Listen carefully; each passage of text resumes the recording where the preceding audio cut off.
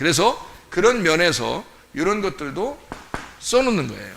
이렇게 그런 면에서 이렇게 성경 좌우로 이렇게 돼 있다라는 얘기도 써놓고, 이쪽은 하늘이고 이쪽은 땅에 대한 이야기인데 하늘을 땅에서 채우는 그런 이제 형태로 되어 있죠.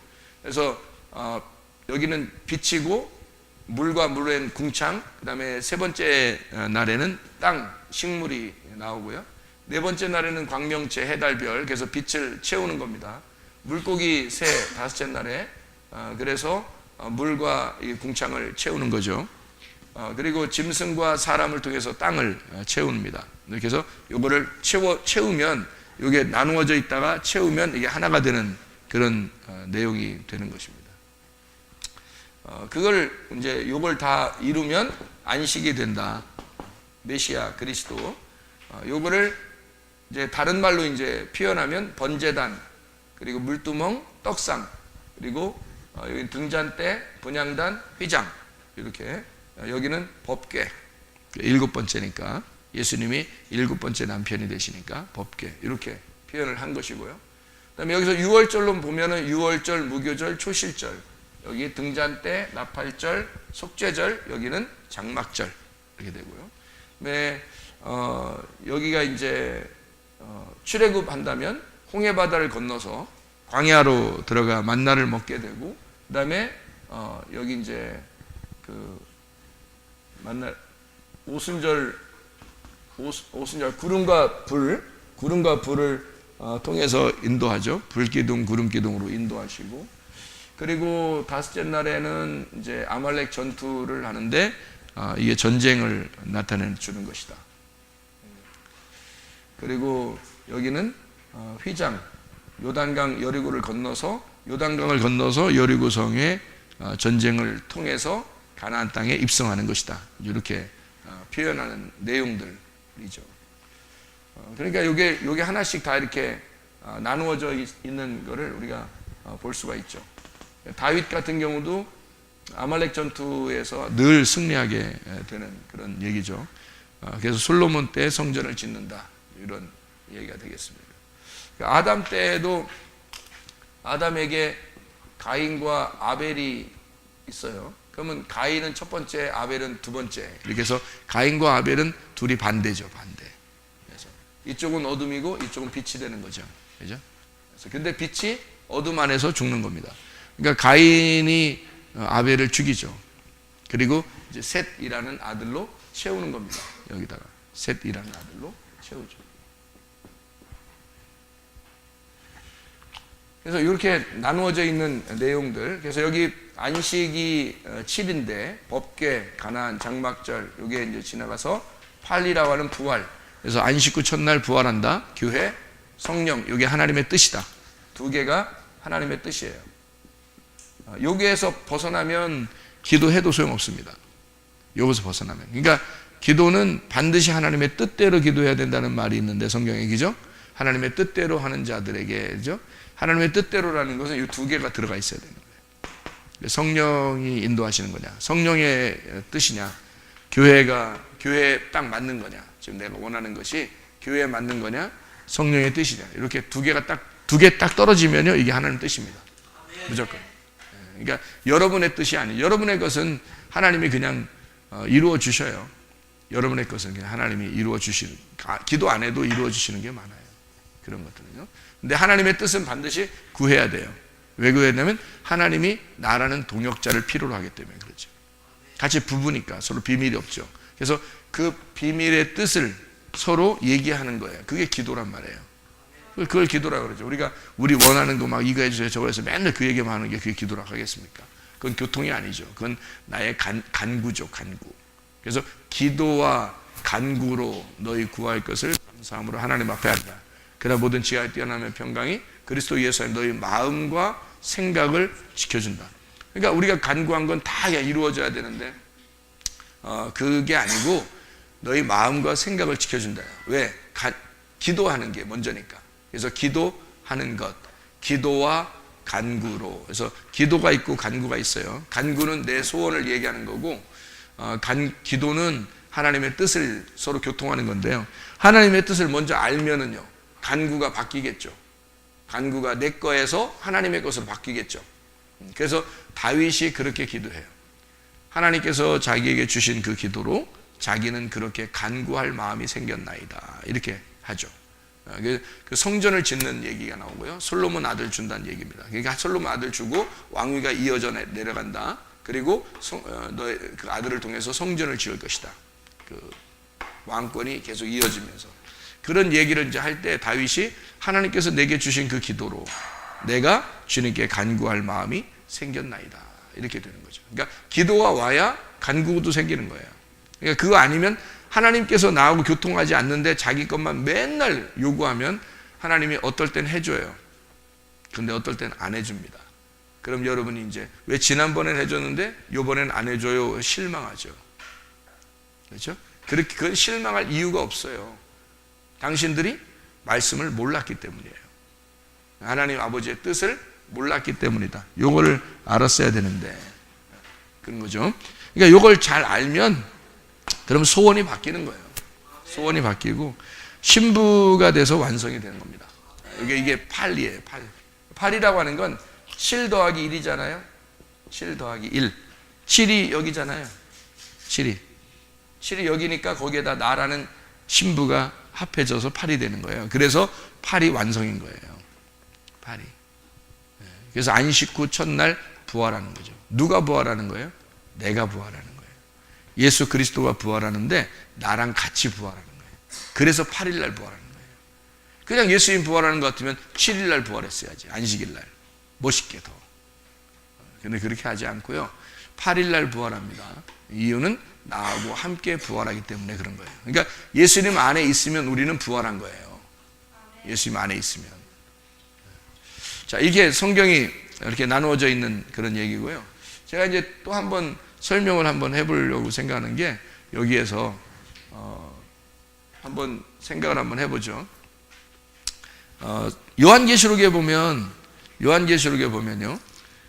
그 2장 3장에 보면 교회가 몇 개가 나와요? 7개 교회가 나와요. 여기 에베소 교회가 나오죠. 에베소 교회. 그리고 또 두 번째는 무슨 교회가 나오죠? 서모나 교회가 나와요. 어머나 아닙니다. 예, 서모나예요. 어머나 아니에요. 서모나 교회. 그 다음에 세 번째 교회는 버가모 교회. 그리고 네 번째 교회는요? 예? 두아디라. 그리고 다섯 번째 교회는 사대교회. 여섯 번째는 빌라델피아 교회. 일곱 번째는요? 라오디게아 교회입니다. 어떤 사람들은 라오디게아 교회를 굉장히 안 좋게 생각하고 그렇게 하는 경우가 있어요. 왜냐하면 이걸 시대별로 보기 때문에 그렇습니다. 사람들이요. 시대별로 나눠서 보니까 옛날 처음에는 에베소 교회 시대, 두 번째는 서모나 교회 시대, 세 번째는 보가모 교회 시대, 네 번째는 두아디아 교회 시대, 다섯 번째는 사대 교회 시대, 그리고 여섯 번째는 빌라델피아 교회 시대. 그러니까 라오디게아 교회는 시대는 마지막 때 종말. 그래서 빌라델피아 교회 시대가 자기들이다. 이렇게 얘기하는, 이제 말하기 좋죠. 종말이 오기 전에 자기들 교회, 빌라델피아 교회다. 그래서 교회 이름도 빌라델피아 교회도 있어요. 어쨌든 그렇게 빌라델피아 교회를, 필라델피아라는 건 무슨 의미인가요? 이게 단어가? 예, 필레오라는 말하고 아델포스라는 필레오라는 말하고 아델포스라는 의미의 단어거든요. 이게 그러니까 아델포스가 형제예요. 형제를 사랑한다. 그런 단어가 이게 형제의 사랑이 뭐겠어요? 형제의 사랑이 서로 사랑이에요. 예수님하고 우리가 형제 됐죠. 그래서 서로 사랑하는 걸 얘기하는 건 세 계명입니다. 그래서 형제 사랑, 이게 순서대로 이렇게 쭉 이어져서 나오는 그런 교회 이름이죠. 그런가 하면은 성경의 그 요한복음을 여러분이 아시면요, 보시면 요한복음을 보시면 요한복음에 예수님이요 1장에 보면 예수님이 요한복음의 1장에 출생하십니다. 출생. 예수님 출생이에요. 그리고 요한복음 1장에 보면은 예수님이 뭐 하시나요? 출생하시고 바로 사역을 시작하는데 뭐가 출생하는가 하면 요한복음 1장 18절을 보면요. 요한복음 1장 18절. 1장 18절을 보면 뭐라고 되어 있냐면 예수님이요. 요한복음 1장 18절에 본래 하나님을 본 사람이 없으되 아버지 품속에 있는 독생하신 하나님이 나타나셨다. 독생하신 하나님이 나타나셨다 이랬거든요. 독생자라고 하는 게 하나를 알려주러 내려오신, 하나를 보여주는 그런 아들이 내려오셨다 그러거든요. 그렇게 하나를 알려주는 분이 내려오셨다, 나타나셨다, 출생인데요. 뭐가 나타나셨다? 요한복음 1장을 쭉 보면 요한복음 1장 1절에 태초에 누가 계시더라 뭐 이런 얘기가 있죠. 근데 그게 이제 나오는 거죠. 요한복음 1장 14절에 보면 말씀이 육신이 됐다 그러고, 요한복음 1장 12절에 보면 영접하는 자 곧 그 이름을 믿는 자들에게는 영생을 주셨다 뭐 이런 얘기도 있습니다. 이게 요한복음 1장의 출생이 뭐가 출생하냐면 말씀이 출생합니다. 그죠? 말씀이 출생을 해요. 또 요한복음 1장에 또 이어서 이렇게 보면은 예수님이 뭐가 이제 요한에게 침례를 받으러 오셔요. 그죠? 침례를 받으러 요한이 뭐라 그러면 요한복음 1장 29절에 뭐라고 되어 하냐면 하나님의 어린 양이로다 이렇게 얘기해요. 그러니까 침례를 받아요. 침례를 받고 어린 양으로서 침례를 받는다 이렇게 나와 있는 말씀이거든요. 예수님이 어린 양, 하나님의 어린 양으로서 침례를 받아요. 요한복음 1장에 나와 있는 이런 얘기들입니다. 요한복음 1장. 요한복음 1장. 그런가 하면은 요한복음에 보면 요한복음 6장에 보면 뭐가 나오나요? 요한복음 6장에 요한복음 6장에 보면 뭐가 나와요? 예, 만나 생명의 떡에 대한 얘기가 나오죠. 그러니까 보리떡 5개하고 물고기 2마리를 갖다가 얘기하는데 보리떡 5개, 물고기 2마리라고 하는 건 보리떡 5개를 2개로 설명하는 것이다 라고 했죠. 그죠? 그래서 10계명이 5개로 나누어져 있는데 반쪽과 반쪽으로 해서 2개로 이렇게 양쪽 2개로 나누어 설명하는 것이다 라는 얘기를 했어요. 그 보리떡 5개가 그러니까 말씀인 거죠. 말씀이 2개로 나누어서 설명을 한다라는 얘기를 보리떡 5개, 물고기 2마리, 이게 7이란 말이에요. 이게 예수님을 설명하는 거죠. 그래서 요한복음 6장에는 보리떡, 이게 만나를 얘기하는 거죠. 그러니까 구약의 만나는 그림자였고 실제로는 예수님이 보리떡으로 오셔서 이 땅에 보리떡이 여러분 그 거칠거칠해요? 아니면 부드러워요? 거칠습니다. 거치는데 왜 이걸 갖다가 먹이면서 이건 생명의 떡이야, 뭐 맛있지, 뭐 왜 이렇게 했어요? 보리떡 주면서 좀 맛있는 거 좀 이왕 좀 늘리려면, 이렇게 뭐 좀 멋있게 좀 이렇게 늘려서 주려면 좀 맛있는 걸 골라서 이렇게 주면 안 되나요? 왜 거칠거칠한 거를 주셨겠어요? 왜 거칠거칠한 걸? 맛 없으니까 그런 거예요. 맛 없으니까. 예수님이 맛 있는 분이에요? 맛 없는 분이에요? 맛 없는 분이라 그런 거예요. 예수님은 맛 없이 오신 거예요. 맛 없이 오신 분이에요.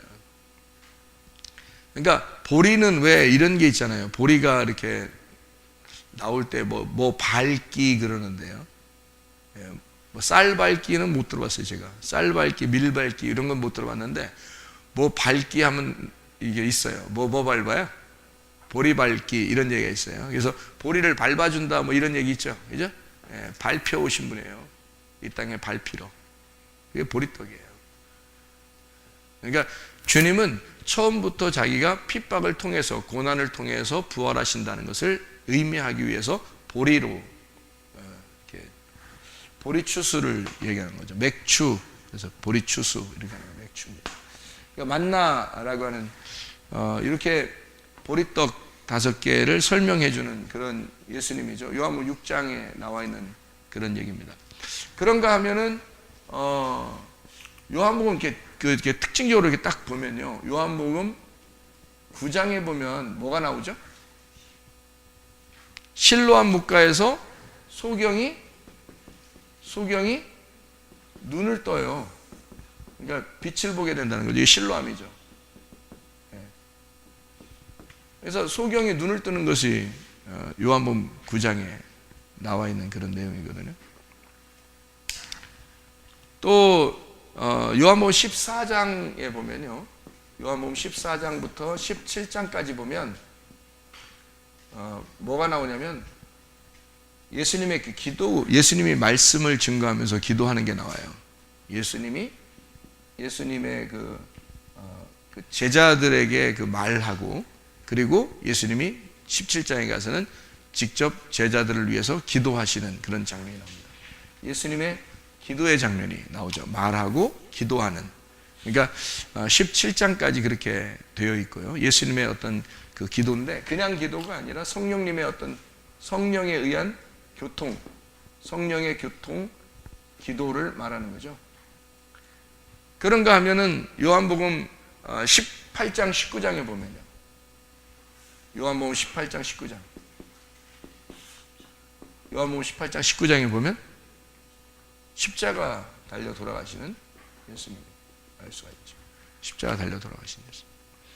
요한복음 20장, 요한복음 20장 21장 보면요, 부활하죠. 부활하고 그리스도가 되십니다.